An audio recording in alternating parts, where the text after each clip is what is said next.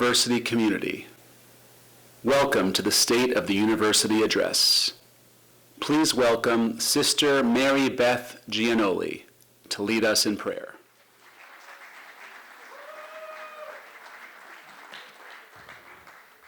The last time I was at Ancilla, every time I said anything, they clapped. And I said, my homies don't do that. Now I'm going to have to say that's not true, because y'all did that today, so.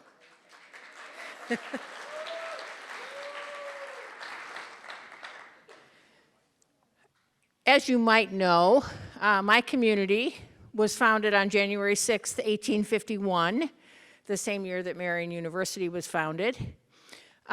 So we recently celebrated the 173rd anniversary of our founding.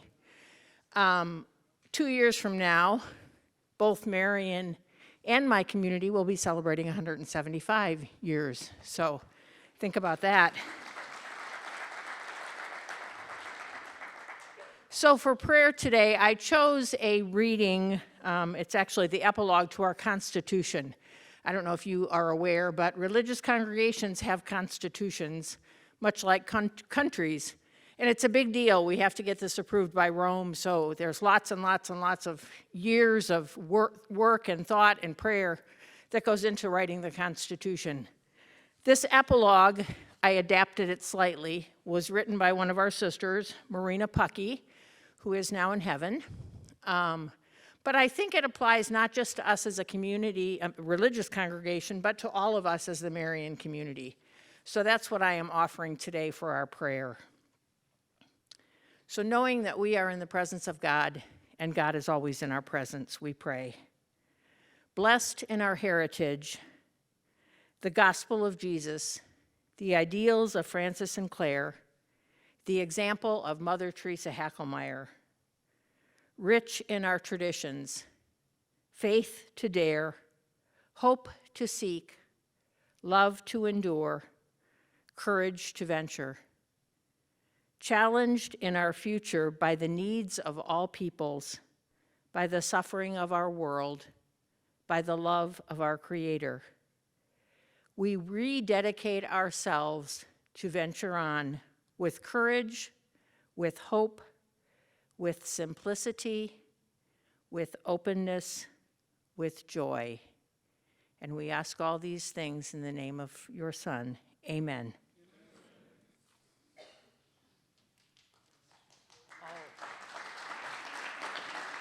And I was supposed to introduce the man who needs no introduction, President Dan Elsener. I'm leaving that. You're sure getting a lot of applause here. I know. Well, I gave Sister a few ideas of what we were going to talk about today. The prayer was quite appropriate. Thank you. And thank you all for being here. Did we have the smiling students up there? Aren't they happy? Don't you wish you were that young and happy again? Well, we have some pretty young people here, I should say. Don't they? I saw that picture. I thought, those are genuinely happy people. Now, of course, Annie, I always tell her to keep working hard. She's going to take over as president someday. Look at, is she here? Pay attention now. This is how you do the State University. So we'll get that mug off of there. So today we put a little time thinking about our presentation, and I am very grateful that you're here and grateful for all you do. We have other campuses. Hi to people at Ancilla. They tune in and they record it. We have folks in Nashville, Tennessee, etc. So I probably should tell you that I'm going to talk about preposterous pivots a little bit. We're in the middle of something as an institution, and I thought I would take this opportunity to just kind of make sure we're all dialed into what's going on here and some of the priorities and what we have to do together and get to do together and are doing together, and grateful for the progress. So I took some time to think about historically. I even have the 175-year celebration in my mind and in the presentation just a bit. But when over the years, and I'll go through some history, There's been some consistent themes as we've taken these big pivots as an institution. Always have great board members, et cetera, and faculty, staff, and so many people donate. And they invest their lives in this place, and they invest their money. And people who are 17, 18 years old and older that come to the med school and other graduate programs, and adults make an investment to take another trajectory in their life. These are big commitments. Higher ed has a really unique place as like a launching pad to send people on new trajectories, professions on new trajectories, understanding of how the world works through research and scholarly activity on new trajectories to whole new places and develop culture. So we live in this very privileged place to serve here. And as I reflected and gave some thought the last month or so to getting ready for this, I thought in all of our pivots, I came up with 5 C's. I really was debating, put in 6, but I was overkill. But there's always been a calling. And I was thinking about the sisters on the Feast of the Epiphany. A deep kind of calling. Not a casual, I think I'll try this out type of approach. Try it for a while, see if it works. Those callings are individuals, but they're also a calling for an institution. We're called to do some work. It's very important work. It's work to never do casually or kind of or a little bit. God puts a calling in us. I look at a lot of you, how you treat your teaching or taking care of the grounds or the facility. You have some kind of gifts and talents to be part of a larger calling. We have callings in a lot of areas to be a good citizen, maybe a member of a church community, a neighborhood, et cetera. With every calling takes a deep commitment. As I said, I think about that a lot. A review of conscience of, am I living up to the calling and my gifts and talents and unique courage and cash, of course, is something the guy in my position always talks about, because every pivot needs cash. So then I took a moment. I heard some time ago from a really smart fella that Martin Luther King said, and I was thinking in terms of a calling, because calling's a lot about hope, right? It's a hope for something to come for yourself or others. That Martin Luther King said, leaders are custodians of hope. I did a little research, and I can't find where he said that. So I'm just going, so that's why I put the question mark. If he didn't say it, he should have, because I don't know if do you ever watch on YouTube great speeches? I mean, he's one unbelievable. He was quite an orator. I listened to a lot of Ronald Reagan. President Obama was quite an orator. There's a lot of great orators. I just appreciate a really, really good speech. I've listened to all sorts of them. There's the parable of the 2 sons. I also thought about that in terms of, if you don't, I'm sure you've all got the Bible memorized, but in case you didn't have this one down, Jesus tells this story. He wants to get across, like who gets into heaven, who fulfills their responsibility. And he calls the 2 sons out, and the one son, he says, hey, I want you to go work in the field all day. And the one says, I'm not doing it. And the other one says, yes, I will.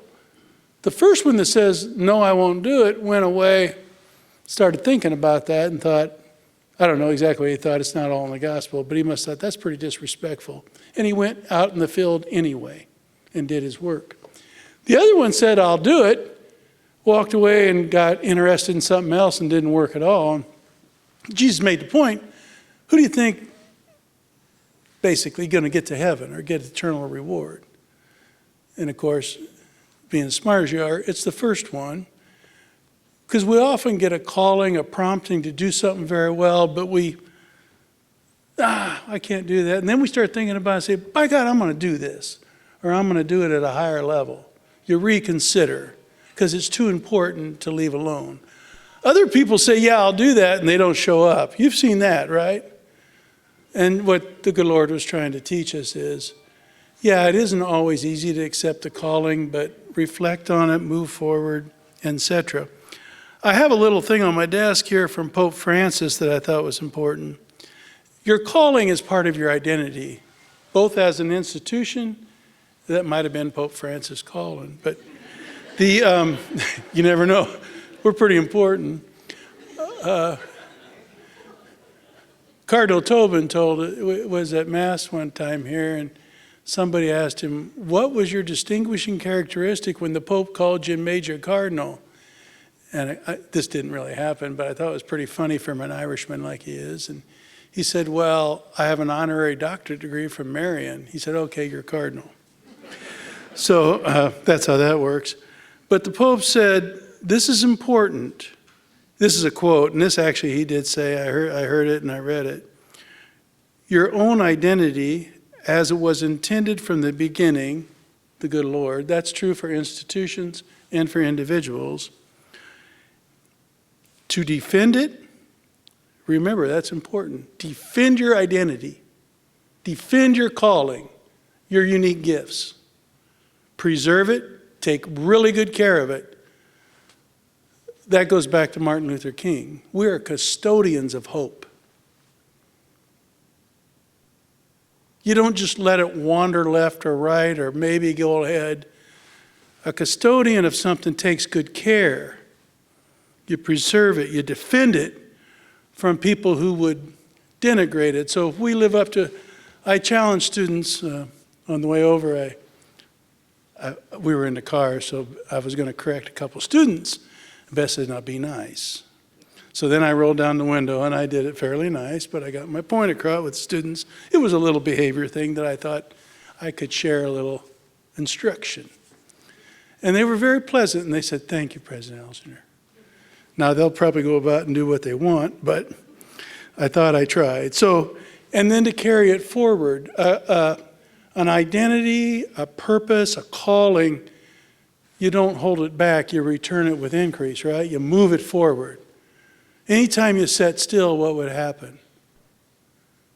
If you think you can ever stay the same, what happens? You go backwards. The rest of the world moves. So that's my calling idea. This is William Jennings Bryan's, by the way. If you know much about Williams Jennings Bryan, he's a bit of a character. Some of you would be disappointed I quoted him because he wasn't always a perfect fella. If you're a historian, Deb Lawrence probably read about him. If you grew up in Nebraska, you learn about Williams Jennings Bryan. He was an orator. He loved debates. That was back when they had those long debates. He ran for president. But I do like this quote. Your future is not a chance, it's a choice. Champions don't get there by chance. They choose to do it. I sashayed through the weight room today, preaching this gospel to these guys lifting weights. They won't play football until fall, but they're winning today, right? They're making a choice. Powerful intellect. You have to know the value of education and choose to develop it. As smart as we are and dedicated, the student has a big responsibility. Maybe part of our biggest responsibility, we had a nice discussion about this yesterday, is to help students understand the value of being highly educated and intelligent and inquisitive and pursue knowledge. I mean, sometimes we assume they know the value of education. We probably ought to think about that a little bit.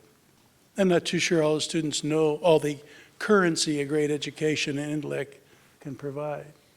So if you want to follow your calling and do something big on a pivot for an institution or yourself, find out your calling, give a lot of prayer and discernment to it, and then commit to it. In other words, you've got to call it out. That was my 6th C. You actually have to claim it. That was the C I wanted to almost put in here, but I was getting over seed. Conscience. I know all of us try to do our best, and we have values, and we say we should prayer and reflect daily on the dignity of each person, stewardship, etc. I think all of us know God put something in us. We know when something's right or wrong, don't we? And I think a big part of what we as an institution, our board is very good at this, reflecting on mission. Are we fulfilling it? How are we measuring it? As professionals, take a teacher. I've been a teacher, a professor. As you examine your conscience, did I prepare as well as I could have for that? Am I changing with the times? Am I keeping up current? Did I show up with the right enthusiasm? Did I just, we don't need this last 15 minutes, it doesn't matter? Or, we always have our conscience telling us, and we can't kid each other, and we can't kid each other's institution. We have to examine our conscience always. Are we on target? Are we doing the best? It's that voice God put in us, and we know. A lot of courage. This is Ronald Reagan. He's also on my desk. A couple times. He got a couple features. The future does not belong to the faint of heart, but the brave. You remember when he said that? If you're my vintage? You remember when the space shovel? Remember our kids called it the space shovel instead of shuttle. They just mispronounced it, so we called it space shovel so long, I don't even know the right name anymore. But remember when it blew up and we lost our teachers? And he got on, it was a beautiful address. Everyone watched a great speech. Of course, he had great writers, but he could deliver a speech quite well. But when you're forging ahead in life on a pivot to change, and I'll go through a couple of the big ones, and the pivot we're in now, you better be brave. You better have courage. Because you're going to face times where you say, well, this is too hard. Or, I don't want to challenge this. I don't want to do that. I don't want to make that kind of commitment. It's going to be too big. You better have some courage if you want to make big pivots. And they take time. They take courage not one moment, not one day, not 1 week. There's a lot of courage in the process. And that's who the future really belongs to people with courage. And it's not always easy, because sometimes we're tired. Oh, and this is no margin, no mission, Daniel J. Elsener. A lot of other people say it. I mean, like most everything we know, we stole from somebody, but in some version. But it is important, and I thought I'd talk a little bit about that we have a financial model here at Marian. And sometimes I think there's a little confusion about it, and I'll blame Greg Gender. It isn't me. No, it's Gender. No. We all have a responsibility to understand it a little better. What we try to do at Marian, and the reason I bring it in on big pivots, if you don't have a financial model, you're not going anywhere. Or you might go somewhere pretty fast and all of a sudden there's this cliff, you go falling down. Not interested in that, are we? And the sisters were great stewards. Our history's full of this. People making wine out of water. But our basic model is, let's take our tuition, our room and board, we call them auxiliary, kind of things, and let's operate the institution through those monies, ancillary income. So you have bookstores and vending machines and little stuff. Because if you operate off of that, you can use your fundraising, and sometimes we borrowed money, like for the med school. We're not too interested in borrowing money right now because they drove up the interest rates because of inflation. So we're having a hard time borrowing long-term money. We could borrow it, but because we have a healthy balance sheet, but it's expensive. So we have to be real careful to operate within our money that comes in that year. And so when sometimes people ask me, well, if you're raising so much money, let's spend it. Well, we try to avoid that. So we raise a lot of money. This new engineering school pops up out of the ground. Long term, that'll be beautiful. We do have some short-term debt. We call it a line of credit. So the bank lets us, if you overdraw your checking account, you'll get a nasty note from the bank. So we don't do that. But we built our engineering building and all the startup cost without putting out a long-term bond. We're just doing some short-term debt. We have it all in our plan. It's not a surprise to us. Greg did a great job thinking ahead on that. So we fundraise primarily to grow a new program, a new building, add new things that are going to help us be much stronger in the future. So when you see fundraising success, I'll talk a little bit about it today, you might say, well, why didn't they give me a bigger budget? Or we just went through the capital request. The capital requests are probably 20-some million, 30 million. we'll probably spend, what, 13? About half of what you want, just so get ready. But, and why can't I make my budget better? And why can't I do this, and et cetera, et cetera? Well, because we got to operate within our means, and we want to invest in our future. So that's what we do. We build new programs, new buildings, endowment for capital. The other thing that we've done the last, I see Drew Young here, one of our board members, it was probably, Greg, 2010, we decided to build this financial model, and we've been following it with pretty good fidelity. So we go out and try to operate off our tuition and use the fundraising. So now our endowment is approaching, unbelievable, $150 million. And we use that mostly all for scholarship money, because we've spent 40-some million on scholarships. And it really needs to be $1 billion. So we're really excited about where we're at, because in 2002 it was 2.9 million. So it's grown a lot, plus we've done all these buildings. So that's a good thing. If we would have spent it, all the donations when they came in, we wouldn't have that endowment. And that endowment throws off $4.2 million a year. We only spend 4% of our endowment, and we use 12-quarter rolling average. So we always use a lower average than it actually is. And that way it grows faster. So 5 and 10 years out, we're very glad for this strategy. This year, when your budget doesn't grow as much as you want, you're going to gnash your teeth. But I'm just telling you, you're part of an institution that has a great long-term future. A lot of institutions, especially the last 5, 10 years, it's all over the newspapers, it's in higher ed magazines, they're overspending their endowment. They're living off their seed corn, so to speak, to stay open and keep spending above their means. So we really try to avoid that. And when I talk about how do we grow our income, we keep talking about, and you hear this, and we keep encouraging it, we really, to drive tuition here, we have to be great at retention. And we had some really good news.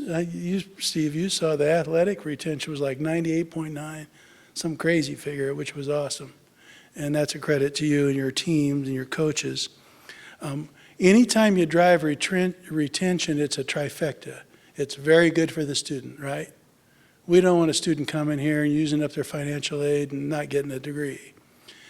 It's very good for the university. Our academic standing goes up. We really like that because it's a big part of how you're ranked. And it's very good for society. We need these young people with teachers and doctors and business leaders. We can't let them drop out. Well, they get to decide, I guess. What we want to do is create an environment where we really make them stick. So, and that really helps our income. It really helps for Marian's financial plan. New programs. We can't sit still because some program will always fall back, right? So you got to be saying, what's new, what's innovative? How do we use the summer better? How do we use this? How do we do that? What's unique and distinctive? We always want full enrollment. We had a magnificent class this year, and the traditional freshman class for next year is very good. We're on the right path. So those are good signs. I have the word value up there. One of the best ways to drive your annual income is have more valuable programs. Valuable programs, people are willing to pay more for them. So there's some students that apply to Marian are brilliant students. We love them. They want to be here, but they have no money. So that's why we raise money for scholarships to make sure students who need to be here, want to be here, we can afford it. There's some students that apply here and they have a good resource. They have a well-resourced family. Well-resourced families select the best programs, the best universities. That drives up your average tuition. That's how you grow your annual budgets. Value. People understand, successful people, everybody does, but particularly people who have had a lot of success typically well understand a high quality education. They know it pays off remarkably. And so we want to keep moving on the value proposition. A distinctly Catholic university, great teaching, great research, scholarly activity, a great community life, a great student life. It has to be distinctive and high value. Be fast, get things done. We're going to talk about online, etc. We've had a couple setbacks in tuition. A couple years ago, we had a little lower class. But the bigger problem was the online market shifting on us. And we've got to respond to it. We got to go. And because that funds our annual operation. Be innovative. A little bit about fundraising. A few years ago, we announced, and the board, we all talked about it, we adopt our strategic plan, that we wanted to raise $350 million by the 25-26 academic year. Well, as of this month, we're already there, and we're at 24. We basically got it done in 23. So, and we were going to raise $500 million by 2030. So we had some meetings the last 30 days, and we looked at all of the things we want to accomplish. So we've set a new fundraising goal. Surprised? I'm not. So we're at $350 million, which is remarkable, by the way. And people invest in institutions they believe in. And so our new goal is by 2030 to raise $750 million. That's so much money, but we're doing so many things, it'll be spent fast, okay? So let me go through a little history that you know. I have the sister, did you see that? 175 years, I got it right there. We're fixing to have a party, right? When the sisters came here on January 6th, 1851, to think about the history and all they've served and the difference they've made and the culture change, it's pretty amazing. Think of that young nun. Let's go back through here. Calling, Mother Teresa Hackelmeyer, she had it, right? She made a commitment to come. By the way, her travel partner, you've probably heard this, bailed out on her. So she traveled alone. She was supposed to come 2 nuns, and she showed up just 1, because the other one, evidently at the dock, got a little nervous. Followed through. Always followed her conscience. A young nun, foreign country, foreign land, and just went to work. Talk about courage. How'd you like to get off that stagecoach to January 6th over there by Lawrenceburg and buzz over to Oldenburg? They didn't quite have windows in their little huddle place, is the way I read the history anyway. Pretty amazing, right? And talk about entrepreneurs and taking care of money. I don't know how they did it. They started building schools and orphanages, and I knew that it's faith. Another big pivot, they come here during the Depression. And I'm sure, they called it the preposterous undertaking because they knew their mission couldn't grow as well in Oldenburg. What was present? What was present? They were called. They had faith. They didn't have it all figured out. They were committed. They said, we didn't say, the sisters say, let's go try Indy out for a few weeks. Let's see what it's like in Indy. They came here to build. In 36, they started a liberal arts college because they said in the 20s and 30s, it became obvious that a 2-year degree wasn't enough for a great teacher. They had to have a 4-year degree. So in 36, they become a college, accredited college. And then they come here in 37. If you ever looked at Cornerstone Clare Hall, it was 48. They laid that corner. So it took a lot of time to make these pivots. A lot of hard work, a lot of follow through. This is part of our past. In 2009, we decided to be a university. Some of you were here. Did you guys see Dr. Benson on TV recently about his research? Wasn't that awesome? He was here. You looked a little younger then. I did. I looked the same, but you've aged. Science is a hard life. But anyway, presidents have it easy. Remember when we decided to pivot and become a university, a lot of people said, well, you're not going to be a university. This is just a pretend thing. You're just changing the label. You're not going to do any of that.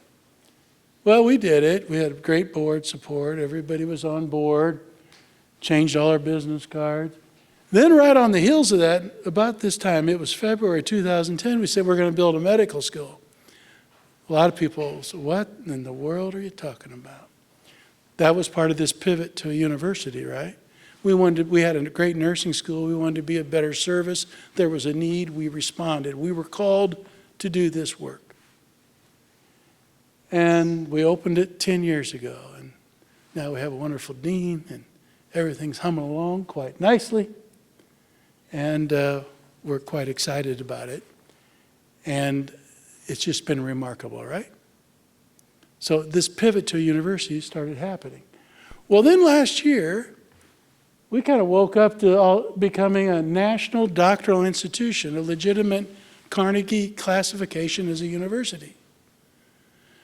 Now, there's different levels of research within there, and once we go over $5 million research, we'll be a national doctoral institution.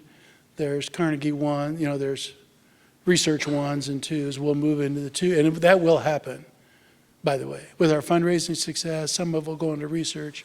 We'll get there, and our grants, the way we're getting grants, and our professors, the work they're doing, we'll keep moving on this journey to be a great Catholic university in a great American city. Always forward. We adopted a plan, and we put a promise in there. And that promise to fulfill it's a calling. So we also, you heard me talk in the fall, I'll give you a little update. We have some focused initiatives I want to give you an update today. There we are. That's our plan. Now, it lays on the foundation of our Franciscan values, right? You see the three strategic priorities around faith and action, STEM, illumined by the liberal arts, access and success. We're one of the remarkable institutions in being open to people, a lot of different incomes. Our mission, we're a Catholic university. That's who we are. What do we do every day? Excellence in learning. How do we do it? Remarkable teaching, scholarly activity, and research. What's it like here as we do it? We have a Franciscan community in the liberal arts tradition where we see the connection of all God's creation together, not siloed subjects. We bring it together in unity. That's our calling. That's what we do. Our promise. Think about it a little bit. The president, the great admission staff, is doing a remarkable job. We're very grateful.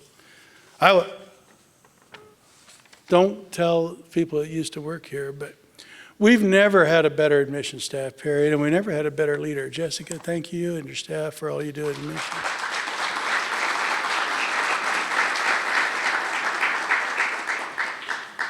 We should never think that we suddenly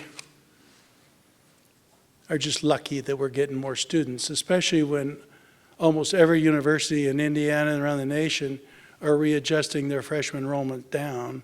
We're growing. So that's counter-cyclical, right?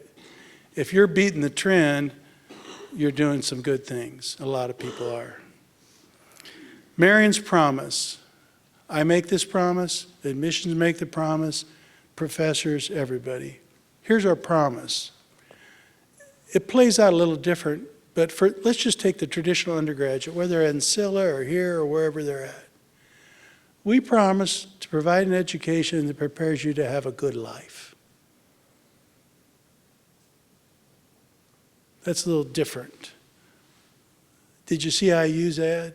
We make CEOs. Well, we would never say that. Not that we don't have a lot of CEOs. We see the whole human person. A good life, great success in your professional career, in your calling, in what you become. A lot of universities can tell you everything you'll get when you go there. We ultimately tell, especially undergraduates that are just kind of setting up, we tell them, yes, you'll get certain things, but it's more important what this education will help you become. That's a broader understanding of the human person, right? That's what we do here. And we go around making that promise. And then people will say, well, how can you promise an education like that? I can't guarantee it because you have to respond as a student. But we provide an education, and we have to keep this promise if we want to be successful and have our conscience sound at night and during the day, of course. We say we will provide you an education illumined by the light of faith and grounded in gospel values. That's the standard. We're human, so we don't live up to it every day, do we? But that's the standard we chase when we have new knowledge, new understandings. How does that relate to those high standards, a path for ourselves forward, illumined by the light of faith and grounded in gospel values? How do we form community? How do we treat one another? How do we gently correct our students when we roll down our window in the rain and correct them? How do we do it, you know? It's bigger than that, but it's an education illumined by faith and grounded in gospel values. It's an education with the highest academic standards and a commitment by the faculty and staff to help you get there. So Matt, our athletic academic advisor, is that what we call him? Standing outside a classroom to make sure students entering, catching up on how did he get his notes, how he's doing. You can sit in your office. You don't have to go run around, do all that, but that's how you get 98.9% retention. You can't, as a professor, and you all know this, I'm looking at the ones that are here, of course, are very dedicated. You can't have high academic standards and say, boy, I hope you get it. You have to invest different ways to teach it, follow up with students, be available, be here. The undergraduate education that we promise here is personal, and it's together. It's not an online program, okay? That's not what we're promising. We're here. We don't cancel classes frivolously. We show up at our office. We follow through with our students. We show them what it's like to be called, committed, dedicated, courageous, and follow through. That's what we do. To have a sound conscience on fulfilling your promise. Innovative, active, engaged learning. That means we're here. They know us. We know them. We help them find their talents. We help them follow through with it. Particularly the undergraduate. Medical schools, very similar. And as I said earlier, number 4, you not only get certain things in a Marian education, but you become this: a trustworthy, healthy, inquisitive, and skilled leader. That's our promise. Updated on a few projects. You'll recall we had all these priorities, and my colleagues and friends said, hey, President, you don't have priorities. You have a laundry list. You students, have you ever seen a phone book, by the way? Because phone books are gone. One time I said something to a student about a phone book, and they looked at me like, oh, what the hell's a phone book? Because they got a little device that has everything in it and more. So anyway, we had reduced, and finally I visited the board at our board retreat in September, and we agreed before 25-26, these 3 things would get hyper-focused attention. There's a lot of important things in our strategic plan. We're working in athletics, we're advancing this, we're advancing that, and y'all work, and it's all important. But the first thing we said is that we would further advance Eclipse College to a national exemplar, further in the science of reading and specialized areas. We said we'd move the Eclipse College to Ancilla in a rural environment. Then the board in December approved a new $40 million building for the Eclipse College. We don't have all the money raised. They're going to expect. Now, we do have enough money raised for the architects, engineers. We're going to start designing it with Dr. Turner and the faculty and the Center for Vibrant Schools and Literacy Institute. We're going to move forward on that. Marian University, it's so important in our strategic commitment to access success. There are too many children in our country, and there's a lot of reasons for it, but we have to start as educators to be excellent in teaching reading and the sciences, so our students can get a chance regardless of their zip code. We are called to do that. And we're going to do it. And we are doing it. It's not like we invented this yesterday. This Eclipse College is a pivot we started 6-7 years ago. And it's taken off. And we're going to raise more. We're going to make a bigger difference. The second thing we said, look, at 10-year anniversary of med school, we have this new engineering school. Stay on it. The engineering program, to get it implemented before 2030, will probably be $100 million for scholarships and all. We've raised 40-some, pushing towards 50. We've got a lot of the building paid, not all of it. Some of these gifts are deferred gifts for scholarships, so That's why we had to use a little line of credit to keep that thing moving. I do have I'll let you on it, don't tell anybody. This is a secret meeting. But we are going to have a big announcement and press conference. By the way, the governor's going to be our commencement speaker for the 10-year anniversary, so that's going to be exciting. He wants to come out, and we'll probably, around that time, the board's meeting March 1st, we'll make some decisions. But we're going to announce just shy of a $30 million gift for our med school. So it'll be the largest single gift from a person. So.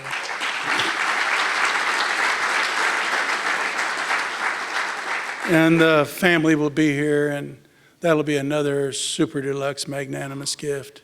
By the way, last year we raised $61.2 million, which is a record. And this year we're just shy of that already here in 7 months in. So I think we're going to have another record year of fundraising, and that's part of it. The third one is to expand our anchor institution role. I want to talk about that a little bit.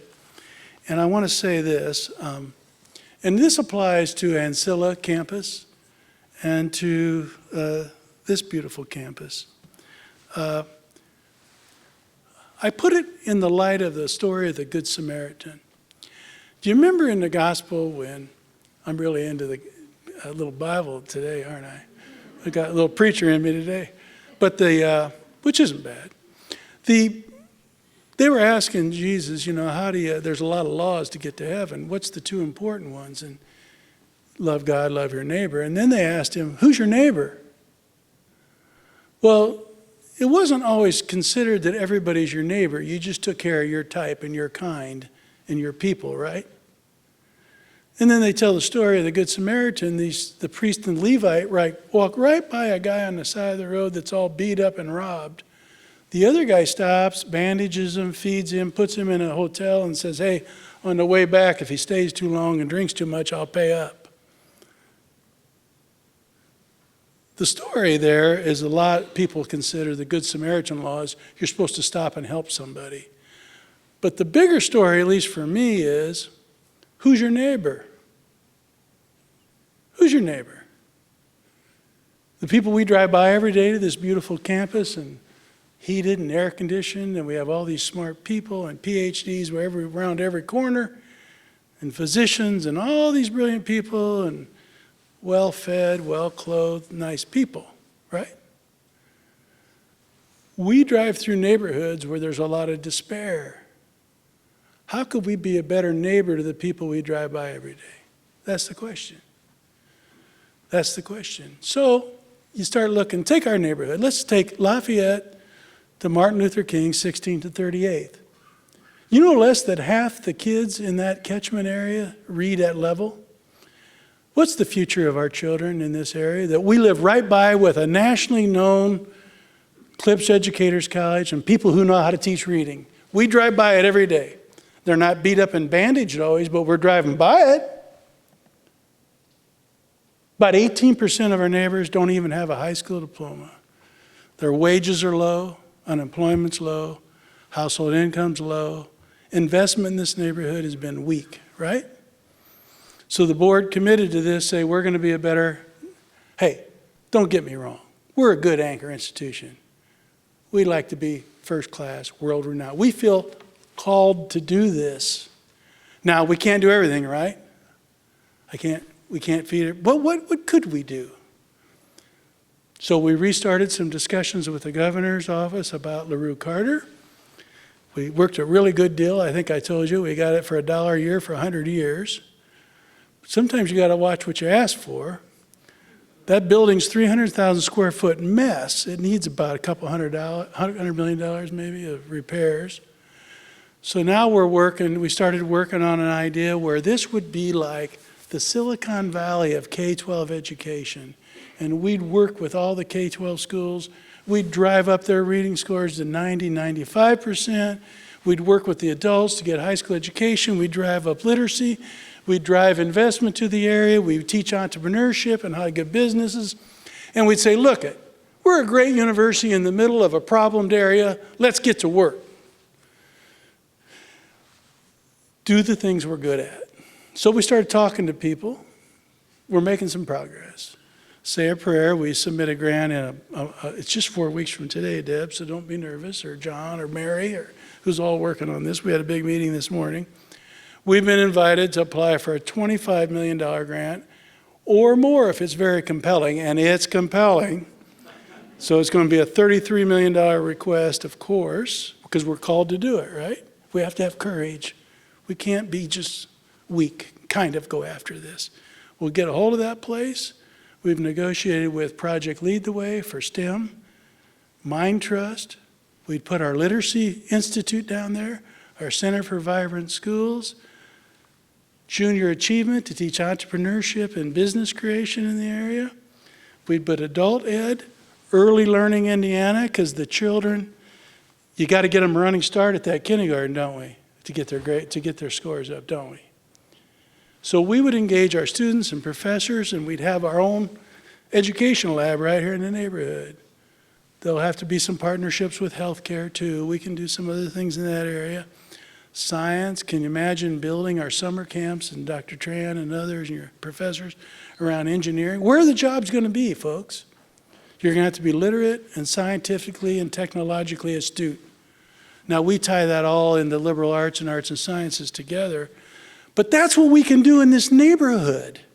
And it'll show a template for rural areas and other places where you can take the power of people working together to change trajectory of people's lives. That's worth getting up for, isn't it? Now, we're going to have to be very persistent. There'll be twists and turns. We're going to do some online things down there. We'll work with our great St. Joe, and we'll have a lot of different activities. We'll have some research space down there, we hope. So we're in the middle. Say a prayer. We got some good news today with some other funding sources that are of significant nature, with the Economic Development Department and Ready Grants and all these things. It's quite a collection. Greg's working hard. We just have quite a team working on this. And I've been focused on it, and it's coming to crunch time. So we're blessed to be part of an institution that's growing and doing well. We have a great big strategic plan. We have 3 focuses that matter. They're great callings, right? I mean, I'm just proud to even try it. And we have the kind of people that can do it, and we have the roots with the sisters to do preposterous pivots, right? These will be a big thing. We'll use our calling, our commitment, constantly examine our conscience. Are we in the right priorities, the right time, the right way? We'll use courage when we need it. We're going up some pretty big challenges here in this grant. This, for the weak and timid and fussy walker, you don't want to go on this path. These are big moves. We're going to raise a lot of money. Now, in the past, remember, Lindy, we started out with, Lindy and I have been working together a long time. We started with locomotives, and then we went to battleships. And this last fall, I introduced this big old rocket. And I talked about faster, higher, stronger. That's where we're going, pivoting to. Now, here's my final little story. Now, this is one I've used before, so if you've been around a while, I'm sure you remember everything I ever said. So Moses sends these young, tough soldiers down to fight, right? And Moses says, look, I'm going to go up on the hill, and while you're fighting, I'm going to have my hands up in prayer to God so we win this battle.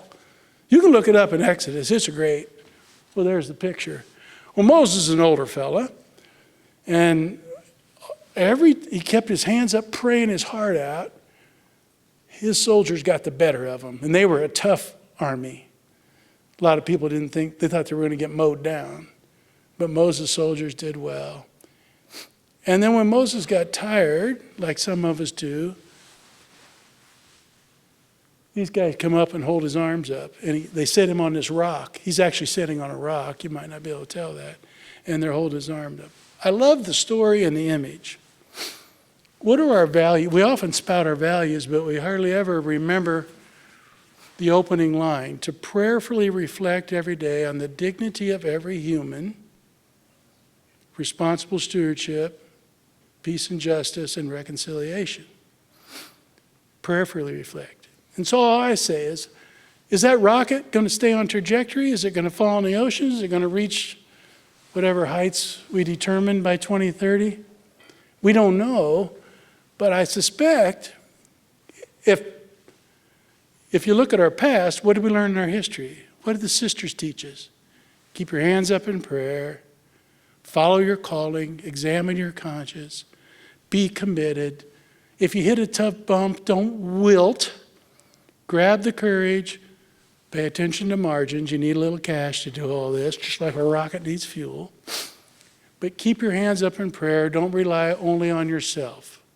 We have a Creator who gave us a calling, gave us a conscience, and some work to do. It's good work. We're blessed to be able to do it, and we're blessed to have an institution that has a history of making preposterous and courageous pivots. We are literally building a great national university. Okay? We've hired national recruiters now. We're expanding our admission staff. And we will keep growing as we have been if we do those kind of things like innovate, create value. And that's my presentation, and I'm probably just about out of time. However, they did plan a little party, I think. Oh, the ministry folks. Wild, crazy guys. They're having a party for us. So we do have that going. We're supposed to be done at 4:30. Is that correct?